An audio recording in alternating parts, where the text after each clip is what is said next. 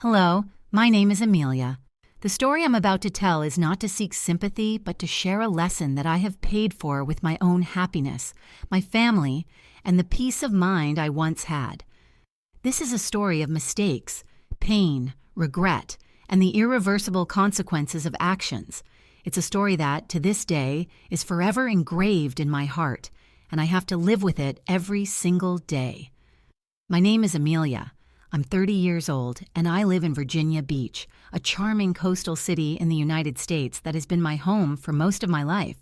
For me, Virginia Beach is not just a place, it's a place full of memories that shape who I am. Make sure to subscribe to my channel so I can continue bringing you more fascinating, true stories like this one. And don't forget to watch this video till the end and like the video, because this story is going to be incredibly interesting. Please hit the like button to show your support. I still remember the afternoons from my childhood, sitting quietly on the warm sand, listening to the soothing sound of the waves crashing against the shore, gazing at the endless blue sky that seemed to stretch infinitely above me. It felt like I could breathe in the very air of serenity, as if every gust of wind and every wave crashing against the rocks was speaking to me in a language only my soul could understand. The ocean, with its beauty, mystery, and vastness, became an integral part of my being. It was the backdrop of my childhood, nurturing my love for the sea and the stories it holds. From an early age, I found myself fascinated by the life that surrounded the beach. The bustling streets filled with tourists, the excited chatter of people from different places, sharing their stories from the corners of the world. This constant movement ignited a sense of curiosity within me. I wanted to hear more, see more, and understand more. I dreamt of becoming a guide, someone who could not only share the beauty of my hometown, but also the history and culture of the places I loved. I envisioned myself taking people on a journey, showing them the world through my eyes, sharing the passion that I had for the places I held dear. Becoming a tour guide wasn't an easy path. When I graduated from high school, I was determined to make my dreams a reality, but the road ahead was anything but smooth. I had no silver spoon in my mouth, no one to help me. I worked long, exhausting hours in part-time jobs, sacrificing my nights and weekends to save up for the courses I needed to take in order to fulfill my dream. The financial strain was overwhelming, but I was committed. After years of hard work and effort, 7 years ago, my dream finally came true. I officially became a tour guide. It wasn't just a job to me, it was a calling. Not only did it provide me with an income, but it also fulfilled my passion for sharing the beauty of the world, and I was doing something I loved. Looking back, I realize how much I've grown, not just in age, but in my ability to push through challenges and setbacks. Virginia Beach had given me the foundation, and I did the rest. I turned my passion into a meaningful career, and I was proud of what I had accomplished. But everything changed the day Carlos walked into my life. He was a tall, elegant, confident man from Spain, with the kind of charm that would stop anyone in their tracks. He came to Virginia Beach for a short trip, bringing with him the warmth of the Mediterranean. It was during one of my tours that we first met. His eyes lit up as I spoke about the rich history of the region, and I could sense that he was truly interested in what I had to say. His questions weren't just superficial, they were thoughtful, and there was something about his curiosity that made me want to continue the conversation. What started as small talk soon turned into deep, meaningful discussions. Carlos had a way of making me feel special, like I was the only person in the world. His words were like music to my ears, and there was an undeniable connection between us. He spoke often about his hometown in Spain, sharing stories about the culture and the people there. I, in turn, shared my own memories with him. My love for Virginia Beach, the ocean, and my childhood by the sea. It didn't take long before I realized that we had something strong between us, a bond that went beyond cultural differences and distance. We were connected in a way that I couldn't explain. After a year filled with romantic moments and unforgettable memories, Carlos proposed to me one warm afternoon when the sun was setting, painting the beach in beautiful shades of red and gold. The small ring on his hand sparkled in the evening light, but it was his eyes that shone brighter. There was something in his gaze that told me he was ready to spend the rest of his life with me. I said yes, and we began our journey together. We moved into a small, cozy house near the beach, where the sound of the waves became our constant companion. Every night, we'd sit together, laughing, talking, and simply enjoying each other's company. It was the kind of life I had always dreamed of, a life full of love, warmth, and happiness. And then, the greatest joy of all came into our lives when our daughter, Sophia, was born. She had the most beautiful brown eyes, just like Carlos. The moment she was born, I cried, not from pain, but from the overwhelming emotion of it all. She was the living proof of our love, a miracle that I never thought I deserved, and I promised myself that I would cherish her every single day. Carlos began working as a manager at a prestigious hotel in the city, and his career quickly took off. He was an exceptional leader, and his ability to connect with people earned him the respect of everyone around him. As for me, although my life became busier with a newborn, I continued my work as a tour guide. It wasn't just a job, it was my passion. Every day I felt the joy of sharing the beauty of the sea with the tourists. But most of all, I cherished coming home to Carlos and Sophia, where laughter and love awaited me. For a time, everything seemed perfect. We were living the life we had always dreamed of, and I believed that nothing could ruin it. But life has a way of changing, and it didn't take long before the reality of marriage set in. After the initial excitement of our union faded, we found ourselves caught up in the demands of work, responsibilities, and the constant pressure of daily life. Carlos became more and more absorbed in his work. His long business trips and constant meetings left little time for us.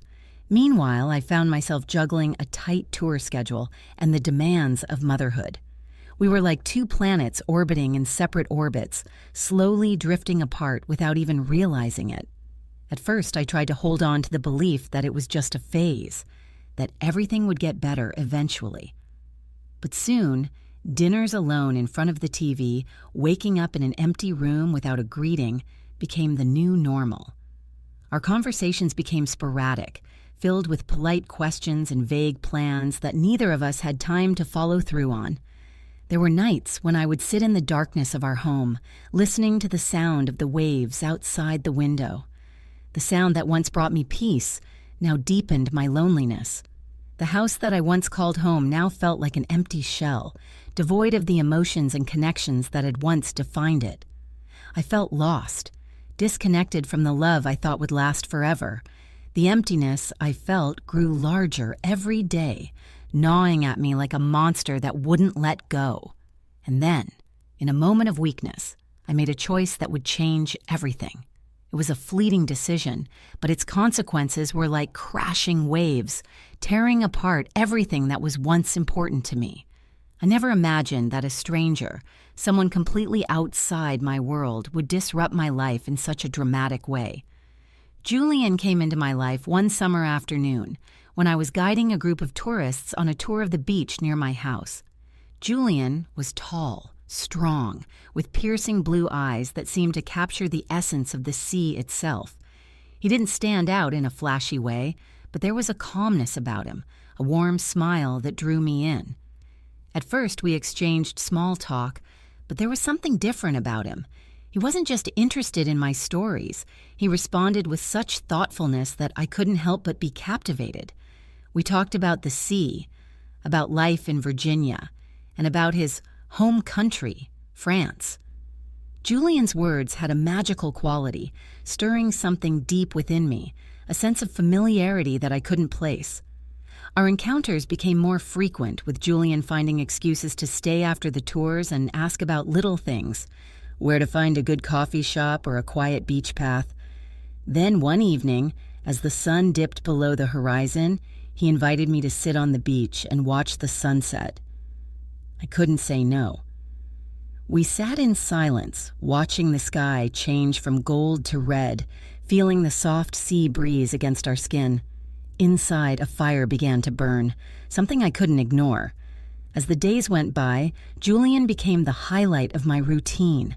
We didn't just talk on the beach, we explored the city together, seeing familiar places through his eyes. There was a sense of freedom and impetuousness in those moments, a feeling that I hadn't experienced in years. When I was with Julian, I forgot everything. Forgot the loneliness of my empty home, the growing distance between Carlos and me, and the parts of myself that I had buried. It didn't stay innocent for long. One evening, as the waves gently lapped the shore, Julian touched my hand. That simple touch ignited something in me, burning away any rational thought. He pulled me closer, and before I could react, his lips were on mine. The kiss was intense, as if he had been waiting his whole life to do it. In that moment, all my boundaries collapsed, and I knew I was doing something wrong, but I couldn't stop myself. I threw myself into his arms. The days that followed were a mix of guilt and longing. Julian brought me excitement, something I had been missing in my marriage, but with every moment I spent with him, the weight of my betrayal grew heavier. The image of Carlos, my devoted husband and the father of our daughter, kept haunting me. I tried to justify my actions, telling myself that I was simply seeking what had been lost in my marriage, affection, connection, and the feeling of being loved. But deep down, I knew there was no excuse for what I was doing. Julian was not the answer to my problems. He was a storm that swept through my life, leaving only destruction in its wake. Every time I said goodbye to Julian after our encounters, a part of me felt torn. I wanted to stop, but I didn't have the strength. Julian was like an addiction, something I couldn't quit, even though I knew it was wrong. He was gentle, patient, and made me feel special, but I knew that this couldn't last. It was just a fleeting escape, and soon I would have to face the consequences of my actions. The guilt intensified every time I saw Sophia. Her innocent eyes, so much like Carlos's, looked at me with unwavering trust. I wondered if she would ever forgive me, if she knew the truth one day. Would Carlos, the man I had promised to love for life, be able to forgive me for betraying him? The questions gnawed at me, making me realize that no amount of passion from Julian could ever justify the destruction I had caused. I started avoiding Julian, but it wasn't easy. He texted, called, and found ways to meet me. Every time I saw his name on my phone, my heart would race with a mix of fear and desire. I knew I needed to end it, but I didn't have the courage to say goodbye. Julian wasn't a bad person. He just came into my life at the wrong time, when I was weak and vulnerable. I was the one who allowed this to happen, and I was the one who had to face the consequences. One evening, when Julian asked to meet again, I knew I had to make a final decision. As the sun set and the sky turned a soft shade of pink, I looked into his eyes, the same eyes that had once made me fall for him. But now, those eyes only made me feel pain. I told him we couldn't continue. Julian was silent, his eyes filled with confusion. But then his expression hardened. He didn't get angry or shout. Instead, he asked me a question that tore me apart. "Are you happy?" That question broke me. I couldn't answer him because deep down I knew the answer. Julian left that night, taking with him feelings I would never forget. But I knew that to save my marriage and protect what was most important in my life, I had to let go of him. Even though it broke my heart, it was the only thing I could do, not just for Carlos and Sophia, but for myself. When I found out I was pregnant, my emotions were a whirlwind. The news should have been joyous, a miracle in the midst of my complicated, tumultuous feelings. Yet I felt consumed by fear, doubt, and confusion. I wasn't sure who the father was, Carlos, my husband, the man I had promised to be faithful to, or Julian, the man who had ignited a spark within me that I had long forgotten. My mind raced as I tried to piece together the truth. Could it be Carlos? Or was it the passionate moments I had shared with Julian? I felt trapped in my own skin. I had no idea how I was going to tell Carlos or if I would ever have the strength to confess. What if he rejected me? What if he couldn't forgive me? The fear of facing the consequences of my actions paralyzed me. The guilt ate away at me, and I found it impossible to enjoy the simple joys of pregnancy. like feeling the baby move for the first time, knowing that my life had become a tangled mess of lies. The days passed slowly. I could feel the weight of the secret pressing down on me. Every time Carlos smiled at me or put his hand on my belly, feeling the baby's first kick, I felt a sharp pang of guilt. He had no idea about the affair. He didn't know that I had betrayed him, and I couldn't bear the thought of hurting him. But every time I looked into his eyes, I felt the suffocating weight of my own dishonesty. 9 months of pregnancy felt like a lifetime. I kept telling myself that everything would be fine, that I would somehow make things right. But I knew deep down that the day the baby was born, the truth would come to light. And when that day came, I didn't know if I'd be able to live with the consequences. The day my son, Luca, was born, the world seemed to stand still. It was a rainy morning, and I could feel the heaviness in the air. When the doctor placed the baby in my arms, a feeling of both joy and confusion overwhelmed me. I looked down at my son, his tiny face, his dark brown skin, and his deep black eyes. It was then that I realized the truth was undeniable. Luca looked exactly like Julian. The features, the eyes, everything. There was no hiding it. I could feel the walls closing in on me. The moment Carlos walked into the room and saw his son, the look on his face shifted. His smile froze, and his eyes stopped at Luca's skin. There was no mistaking the change in his demeanor. He turned his gaze to me, and I saw the doubt in his eyes. The silence in the room was suffocating. I could feel his confusion, his hurt, and his anger building up inside him, but he didn't say a word. He just stood there, trying to process everything without asking me a single question. My heart shattered. I knew the truth couldn't be hidden anymore. The air in the room felt thick with tension, and every breath I took seemed to make the guilt more unbearable. Carlos didn't say anything. He just stared at Luca. And the silence between us grew louder with each passing second. The days that followed were filled with tension. Carlos hardly spoke to me. His silence was more frightening than any words could have been. Every time he held Luca, there was a look of worry in his eyes, a look of doubt that he couldn't hide. I knew that the suspicion in his heart was growing stronger with each passing day, but I couldn't find the courage to tell him the truth. I was afraid of what would happen if I did. I was afraid of losing him, of losing my family, and most of all, I was terrified of facing the consequences of what I had done.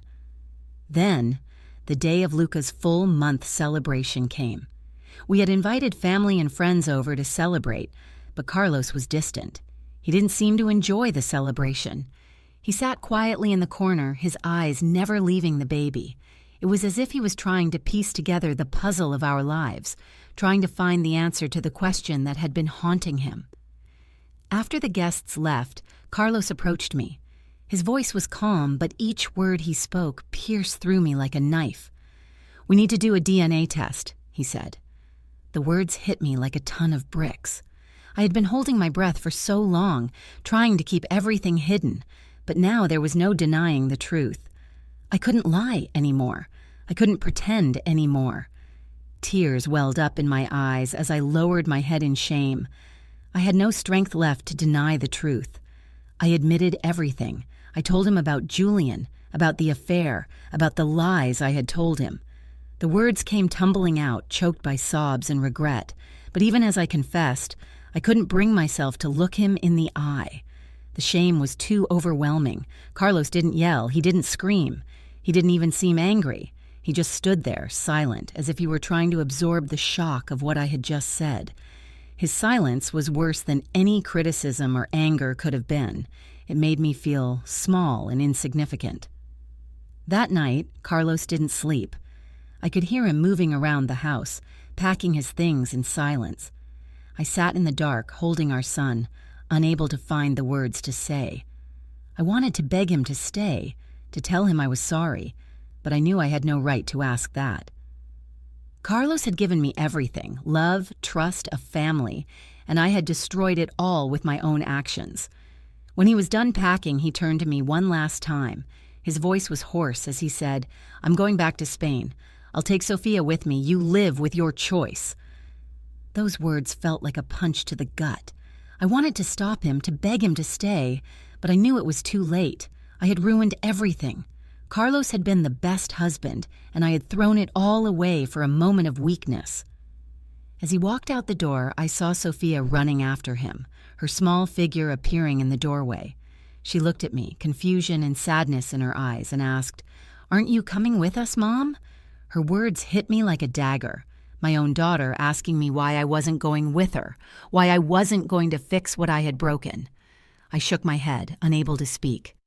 Tears streamed down my face as I watched Carlos bend down to pick up Sophia and walk out of the door, leaving me behind. The sound of the door closing echoed through the house, a reminder of everything I had lost. The house, once filled with laughter and love, was now empty. It was just me and Luca, and the cold walls that surrounded us seemed to whisper reminders of all the mistakes I had made. The waves outside, which once brought me peace, now felt like a constant reproach. In the days after Carlos left, I felt lost. I tried to focus on my son, to love and care for him, but the weight of my guilt never left me. Luca was too young to understand what had happened. He didn't know that he was born out of a mistake, that his mother had traded her family for moments of passion. But every time I looked into his eyes, I felt the pain of my betrayal. I wondered if I could ever make up for the damage I had done. I wondered if my love for Luca would ever be enough to atone for the mistakes I had made. There were nights when I lay awake in bed, staring out at the moonlit sea, wondering if I could ever forgive myself. The beach house had become an emotional prison, a place where I was forced to confront the consequences of my actions. But at the same time, it was the only place I had left, a place where I had to find the strength to rise again, not just for myself, but for my son, who was growing up every day, carrying both my mistakes and my hopes. Life often puts us in difficult situations where fleeting emotions lead to life-altering decisions. But remember, every action has consequences, and sometimes the price to pay is higher than we could have ever imagined. Before you let your emotions overwhelm your thoughts, stop and think about what truly matters in life: your family, the people who love you, and yourself. Don't let moments of weakness destroy what you've built. More importantly, learn to face your mistakes. Only when you acknowledge your wrongs and take responsibility for them can you begin the journey of redemption. Forgiveness, whether from others or yourself, is the only path to healing. Thank you for listening to my story. I hope you've learned from my mistakes. Life is never perfect, but we can make it better by appreciating what we have. Don't forget to like, share, and subscribe to our channel for more meaningful stories. Hit the notification bell to stay updated on new stories. See you